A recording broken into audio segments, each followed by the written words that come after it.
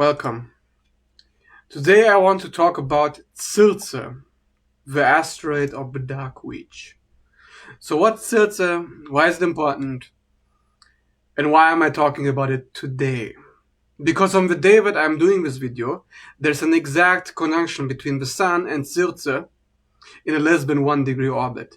So I thought, well, since the Sun is about illumination, and every time it gets conjunction with an asteroid, that asteroid becomes a part of our planetary consciousness, of our awareness, of something that we see literally right in front of us. It's a good time to talk about it. So first of all, Circe, however you want to pronounce it, is one of the Lilith asteroids, one of the Lilith objects. That's how I call it, because in astrology, there's not just one object, one archetype. So you have Lilith, but then you also have Selena, dark moon. You have Valdemar, and you have Algol. And of course, you have the true black monolith. So you have a bunch of objects that are all Lilith. There's even an asteroid called Lilith, which is the third Lilith of the Liliths. But this one is really something that most people have no clue that this is also Lilith, which is Circe. But first we have to talk about her mythology, her background, her history. So when you look at your chart, check if you have Circe in a conjunction, like a 10-degree orbit, with a planetary object like an ascendant, angle, or a planet. If you have a square, a trine, a sextile, I don't care. I don't think that's significant. Why? Well, my rationalization is that there's over 200,000 or more asteroids that are categorized and available to choose. And to give too much emphasis to the other aspects apart from the conjunction is shaky territory at best. So stick to the conjunction is my advice. But of course you can do what you want. In any case, Circe, where to begin? We have to begin with the Greek mythology version of the story. We'll also talk about the English version. Believe it or not, there's two versions. So first, most people who know a little bit about Odysseus, his Odyssey, and all of this, like traditional Greek mythology, they've heard about Circe at least at one point or another. Most people, however, never heard about Circe before. Now, in the mythology, Odysseus and his crew, they stumble across some kind of an island. And on this island, they'll enter the house or the living place of a sorceress, a woman called Circe. And she invites them into a banquet where they eat some of her food, which she enchanted with the help of potions and magic. And after they eat it, they are turned into animals. And then Circe chooses to eat them. Now you can, of course, interpret this in many ways. So she tricks the men. She uses magic. She seduces them. She eats them. And this is actually pretty much it, in mythology. After that, however, she changes her mind and is persuaded by Odysseus to actually help him fulfill his goal, to guide him on his journey, something like that. So even though she starts out like this, being an enchantress and seductive, she ends up helping the hero of the story, like a guide, which is not so different from some other deities like Athena, who's also a guide to many heroes in the story. And this is also an equivalent to the UK version, which we're going to talk about next. So in the UK version, Circe is not called Circe, but what I believe to be Morgan Le Fay, the Lady of the Lake, which is a much more known story from old King Arthur mythology. So it was King Arthur, and he had a woman counseling him, and she turned out to be a witch. So she tried to control him and gain power over him by persuading him to do what she wants and get into his head. And then she got into Merlin's head, and that was the end of Merlin. She actually ended up being the one to defeat Merlin. So she was, you could say, the power in the background. And that is also how I understand this archetype. So why do I connect it to Lilith? Because Lilith, that is pretty much what Lilith does. So she takes control of the men who are in power. So whatever you want to call like a patriarchal control system, whoever is in charge, whoever thinks they are the kings, the heroes, well, they become under her control. You could say she's like the puppet master. And why does she do this? Because she represents nature. She's a metaphor. The Lady of the Lake, she comes from the lake, she comes from the waters. And she gives the sword, which is the power of intellect, which is the power to rule men, into King Arthur's hands. And this is actually how he gains powers. This is how he becomes the chosen one, through the power of the Lady of the Lake. So it represents nature herself in her dark, wild ways, finding a way to control the masculine authority from the background in unexpected ways. And this is not a new way of looking at things, because this is actually an old story. Because throughout history, if you go all the way back, there used to be a time where matriarchy was in control of things. And the men listened to the woman, because the woman has the knowledge of the self, has the knowledge of nature, has the knowledge of the intellect, of the structure of this realm, of the emotions, of the mind, of the body. Ultimately, the feminine used to be the authority in charge. Eventually, it was actually the masculine who took that authority and control from her. Not because the masculine was stronger physically, necessarily, but because she gave up control to him. So you could say she voluntarily did that. Now with the dark archetypes, like Circe, Lilith, Morgan Le Fay, here the story takes a twist, because here she does not submit to the masculine authority. She resists, and she is the one who is actually in control of things. So this is how you can actually understand it as an energy in your chart that may be taboo in the eyes of society. You're not supposed to be in control, but here you are. And you have some kind of intuition. You have the power of magic or potions and herbs to change the mind of others.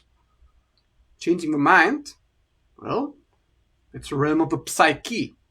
The realm of the psyche is to be able to change your patterns, to do shadow work. This is why Circe is also a shadow work asteroid. So at the time of this conjunction, whenever you have a connection in the natal chart, should be a time that shadow work becomes a focus. But how? Well, she allows you to see what is controlling you, what is really controlling you, so you can take back control. Because if you don't know where the power really comes from, you're not going to be able to take the power back. That is the whole point, really. So you see, it's through her knowledge of good and evil. It's through her knowledge of potions. It's through her knowledge of spells. It's through her knowledge of the sword, of the intellect, that she's able to take control. But even though there's a certain allure, a certain seduction to take control of others. In the end, Circe changes her mind and becomes a helper to the protagonist, like a psychopomp or a guide. And of course, we see many examples of this also in many other archetypes, like I mentioned before. Pallas Athena is one of them, but there's also others. For example, Chiron is a masculine version of that, where he guides and teaches the gods how to use tools to survive in the physical world. While Circe, it's not about survival, but it's about change. It's about looking into the dark and recognizing that you are not as powerful as you think you are, and you have blind spots.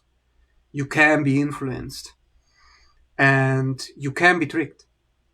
So Circe shows you what these tricks are, and there are many ways to show you how you can be tricked, which is one of them, which is to trick you.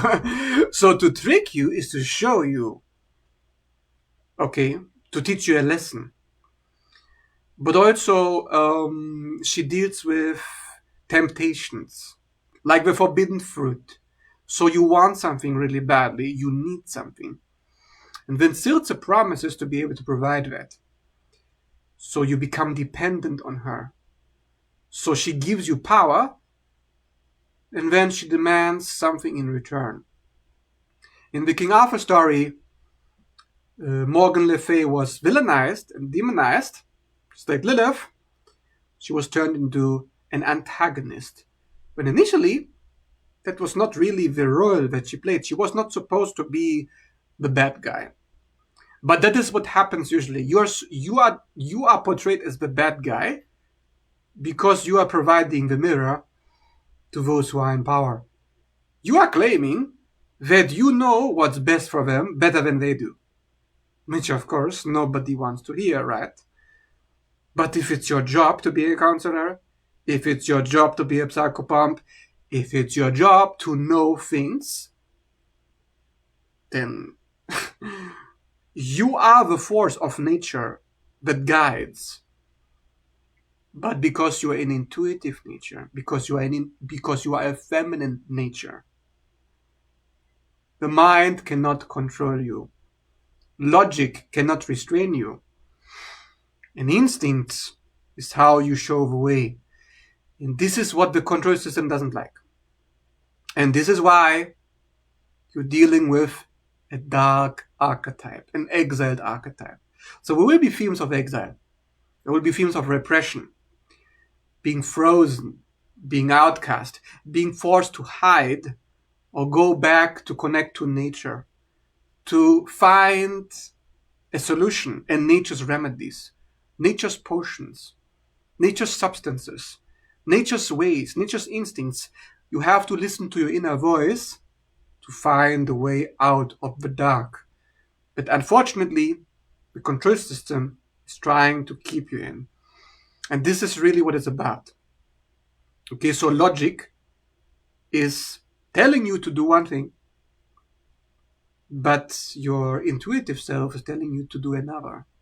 And this provides a point of tension, a conflict between polarities, between the animus and the anima inside of you. These are Carl Jung's concepts to describe the masculine and feminine forces, which are trying to maintain balance by keeping each other in check. However, because in this world, because of society's conditioning, the masculine structure is pretty much in control of things. The logic, these are the facts, that's what I know, so it is true. That's pretty much in control. So Circe shows you that you do not have all the answers. And only your higher senses can tell you. And only by connecting to nature, you can find a solution. And then everybody else tells you that there's something wrong with you. How can you say that? You shouldn't say that. You shouldn't have that ability. You shouldn't have this intuition. You shouldn't have this power. So they try to restrain you. They try to bring you down. So there will also be this theme with Circe, wherever you have it in the chart. And another thing, which deals more with the Lilith archetype, the configuration in her nature, there's a very specific demonization going on. So you are called a monster, like somebody who's trying to control the masculine, which is ironic, because that's actually what the masculine is trying to do to you. So they're trying to control you, but they call you a controller. And when that's happening, the key is to remember who you are and to not fall for the tricks, because you are the trickster. So you are the one to teach about tricks, to teach about power games, mind games, how you can open up the consciousness and what pulls the consciousness inside of you. So she shows you the hidden layers, the hidden strings that pull you like a puppet. So you desire something, you desire fame, you desire status, you desire fortune. Like these masculine traits of achievement, like status, recognition, career success. If you look into the mythology, the masculine that's being tricked by Circe is the one who wants that recognition and success in his career. He wants to perform an act of heroism. So he wants to be the main character. And Circe shows him he's not really the main character. He's being supported and guided to perform his duty, nothing more. He is a servant to her. And he doesn't like that. So the ego gets triggered. The conditioning, the defensiveness, the mistrust of her eventually leads to her exile. And when she gets exiled, the empire falls into ruin. And this is where dark forces take over. Because the world has gotten out of balance, and she who brings balance to us is nowhere to be found. So this is actually what the archetypes are trying to teach you, so you can connect back to it. So chances are, if this archetype has a strong connection with you, that means you have a strong connection to bringing her back, so you can listen to her call. So for some reason, her call is something that you really need to listen to.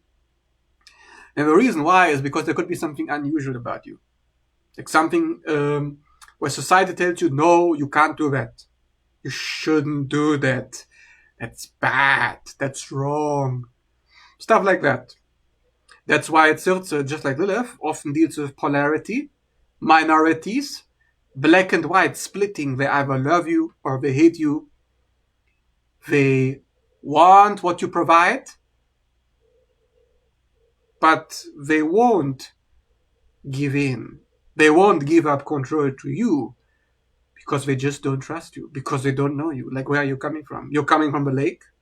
You're coming from the primordial waters. And the fire is supposed to listen to the water. Of course, it doesn't want to do that because the fire represents the consciousness. The mind wants to be conscious before it takes action. But Circe, you can only see her in the dark. Her knowledge, her wisdom, her teachings, it's not conscious. It's not in that realm. So it's an intuitive, introverted, emotional realm. And it's connected to the body. It's connected to patterns of conditioning that are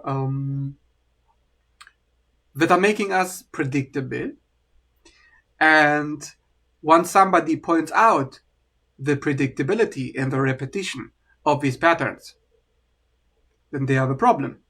We are scared of them. Oh no, you can't expect me to put an end to this pattern. I cannot stop. I cannot give up control. I must control. I must be in charge. So then Circe, she lives in exile. She puts herself into that. She goes into hermit mode. She disappears in the wilds. And when he needs her, he eventually comes back, asking her for advice. But does he listen? Only if he takes the initiative. Only if he feels that he is in control. So anything that she tells you, unless you specifically ask for her help, you're gonna say no to it. So this is why it's important not to take it personal if you have wisdom to share, but nobody's listening to you. And this is kind of a theme as well, with it. So like nobody listens to her talk, to her words. So this is where also patterns of avoidance can come in, where somebody thinks you're making things up in your mind, who's refusing to see your side of the story because it doesn't fit into their world view, into their belief systems. So maybe Silza also has to do with belief systems, like where we believe how things should be. We believe who should be in power, who's right. Like, if you think about it, Circe has unusual ways to teach you. And these ways can be very triggering, very upsetting. So then there can be the trap of assuming that she has malicious intentions, that somehow she wants to bring chaos to your life. And when you believe that it's all about the chaos and it's not really about the wisdom, then you miss the lesson entirely. And so she remains lost. So this is kind of how I understand it. This is how Circe works from my perspective. So what happens if you have, like at the time of this video, a Sun conjunction Circe transit, or Moon conjunction Circe, Venus, Mars, Ascendant, whatever Circe? Well, it means people can recognize that you don't move like they do. You move differently. You may be a bit contrarian. You do your own thing, but for some reason, it works for you. Like, you may have some kind of clairsentient powers. Like you can see things that other people cannot see. So then they don't believe you. Or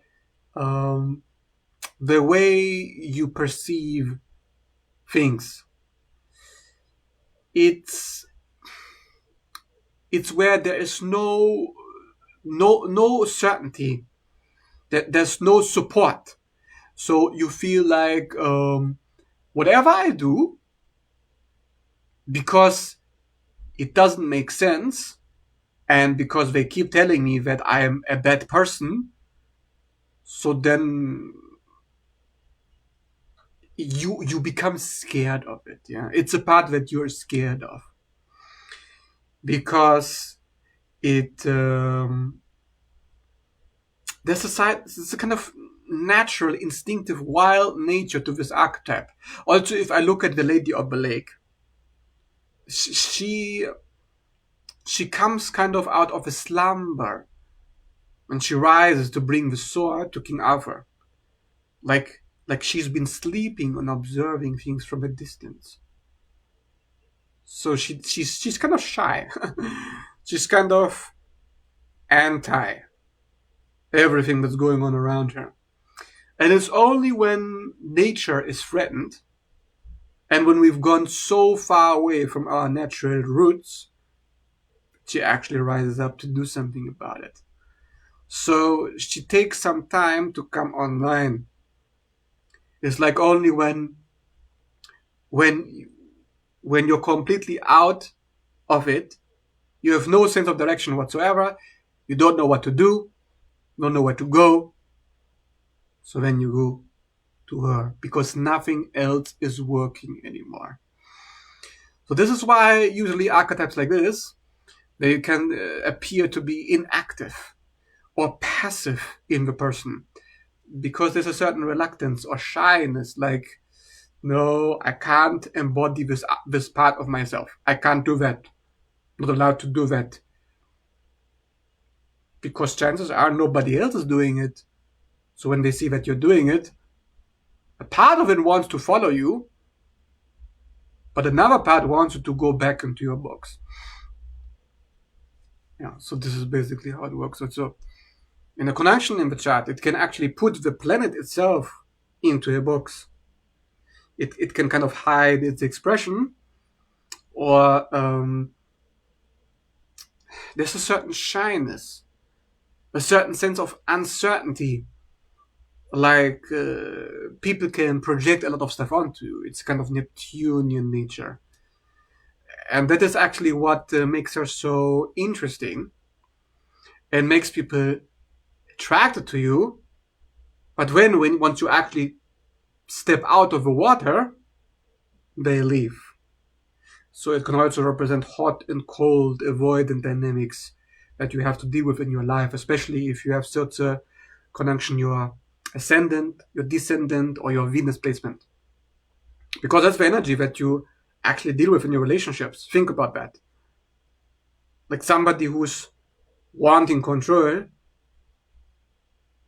but they are not going to do it assertively or directly. Like it's a hidden control that's been going on. That's why she also deals with magic, spells, and stuff like that. And there is a part of you that wants to take the control back, but once you do, there's a negative reaction. It's a counter reaction to, shame it, blame it, guilt trip it, gaslight it, etc. Yeah. So anyways, this is my interpretation of Circe Asteroid. If you found this useful, please leave a like and subscribe.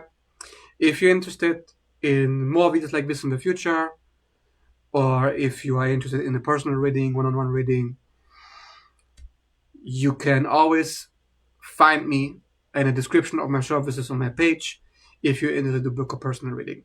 That being said, thanks so much for watching and see you in the next video. Bye bye.